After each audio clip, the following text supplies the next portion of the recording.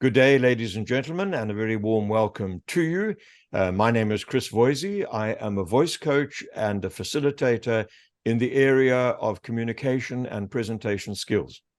This afternoon, I am acting on behalf of the Blue Frontier Path Online Academy, and we are interviewing and very honored to interview Dr. Tau Motsepe, who is making his time available to the Academy in terms of his areas of expertise, and we're going to find out about those areas right now. So, Dr. Motsepe, a very warm welcome to you this afternoon. Good afternoon, Chris. Good afternoon, and thank you so much for inviting me to your platform. It's very nice to have you with us this afternoon. So you have quite an interesting background, both academically and in the work that you've done, and you bring quite a lot of that experience to bear. Most recently, I know you've written a book, and our interview is going to mention a couple of things, but I thought I'd start off with the book, which is a very interesting book. It's about the Anglican Church versus Livingstone Ngewu, who was a dean at St. Albans Cathedral in Pretoria.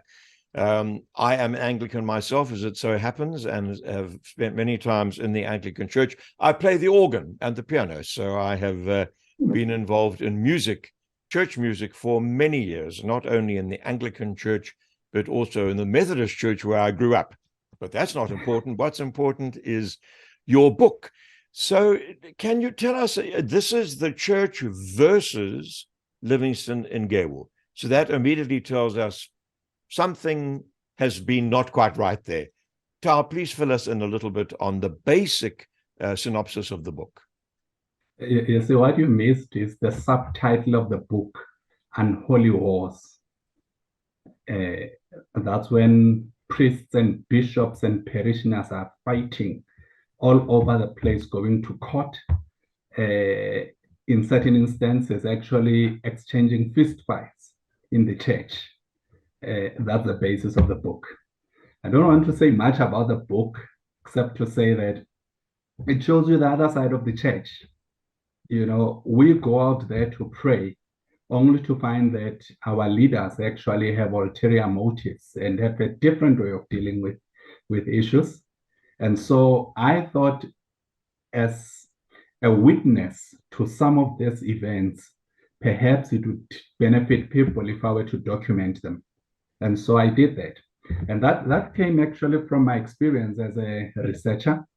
And, you know, it came out of my PhD studies on how to put together your words, paragraphs, put together a research project, because if you go through the book, it's a culmination of, I wrote it 10 years after the fact, but it's underpinned by documentation and evidence. So your PhD has been in that field of research and documenting things. Am I correct in saying that?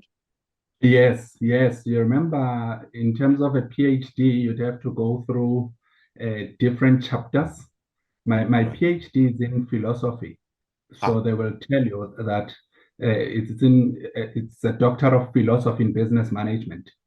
So when you do your PhD, especially in philosophy, they tell you that you have to be so strong in research and in finding different academic influences that will lead you to conclude this project.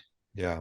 And so I suppose I just took it from PhD and put together now a book that dealt with day-to-day experiences. Yes.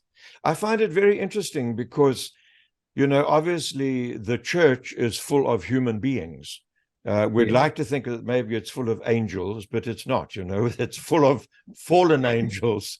So, and in a way, the book itself focuses on where leadership has gone wrong.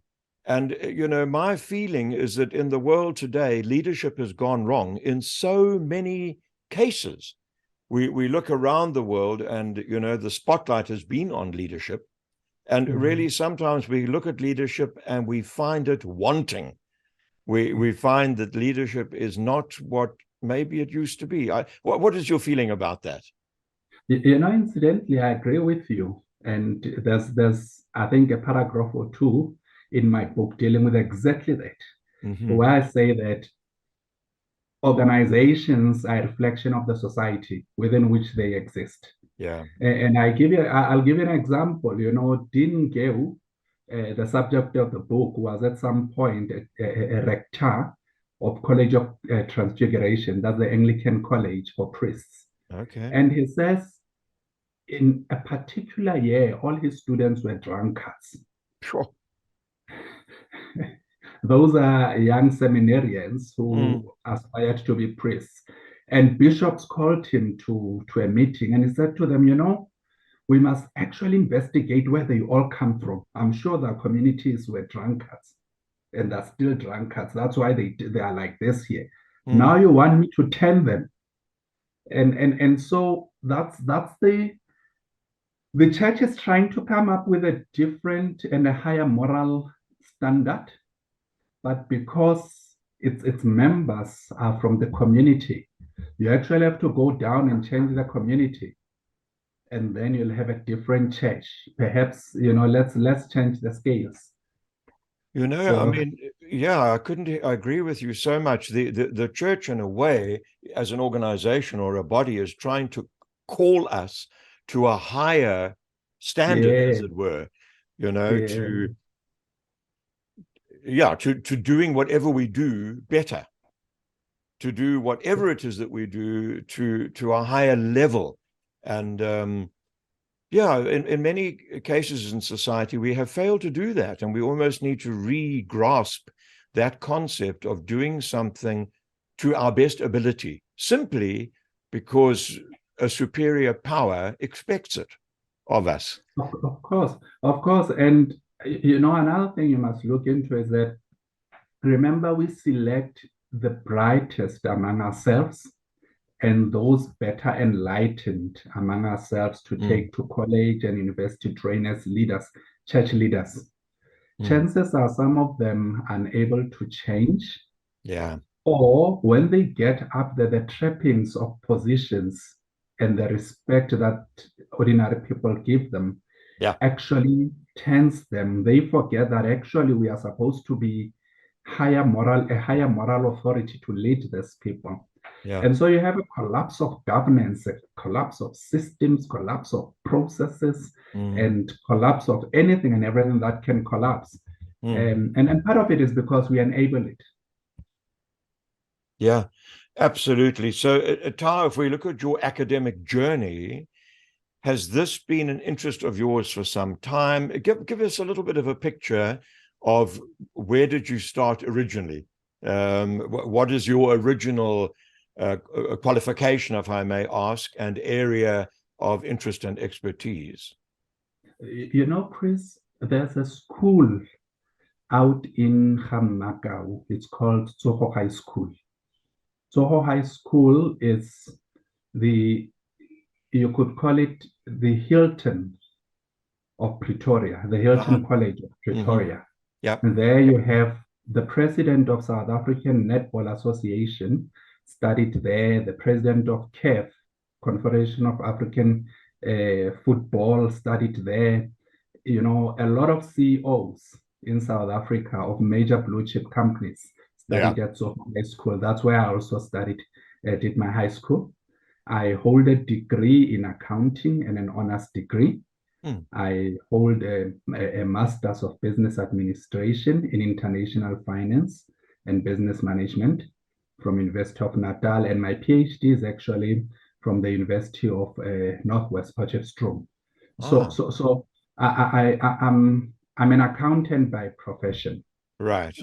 That's the first thing. Yeah. I'm in my final year of a Bachelor of Law degree. That's a contradiction. Wow. Don't ask me. But what the school taught us was that there's no limits to education. You must constantly study, educate yourself so that you could add fresh ideas to the community. And, you know, money, you'll run out of money at some point, but knowledge and academic produce will remain. And so that's my background. I've worked a lot in the private sector and in government. I incidentally, if we were to talk about a chip that I have, is that I project managed a project that put up the Mandela statue in the Union buildings. Ah, okay. So from beginning, initiation to the end, that Sure. statue has my name somewhere, which is unwritten. But equally, I started 2 government departments. Then there were 3, the Department for Women, Children, and People with Disabilities, the National Planning Commission, and the Department of Planning, Monitoring, and Evaluation, Implementation. Right. So that's my background and that's my Yes. strength. The educational side, for me, it was that you have to be an authority so that as a leader, educationally you must also be strong and an authority so that you have the depth and substance when you lead people. They can't question you. So I've always believed that, there's a saying that art and skill runs off when mediocrity comes in to manage them. I don't know who wrote it, but if Okay. It sounds if, it's profound anyway. And so it's this kind of background. I just want to, we're running out of time, unfortunately. I could listen to you all afternoon. Really, I find what you were sharing very interesting indeed. In terms of the online academy, the Blue Frontier Path, the goal of this organization, of course, is to help people, receive the education that's so important that you're talking about at higher levels. Well, at all sorts of levels. In fact, it exists there, provides supervisors, tutors. Can we talk about that briefly? You see that as an important role to play in society, Tau? It is important. The issues of masters and PhDs, a lot of dropouts in the system drop out simply because they have bad supervisors. They say there's a common understanding that when you operate at a PhD level, you must be independent and you must know what to do. But how do you know what to do when you don't have the resources, tools, and skills, and the know-how to go and find it? So because there's no support or the support system is mediocre, you get people dropping out.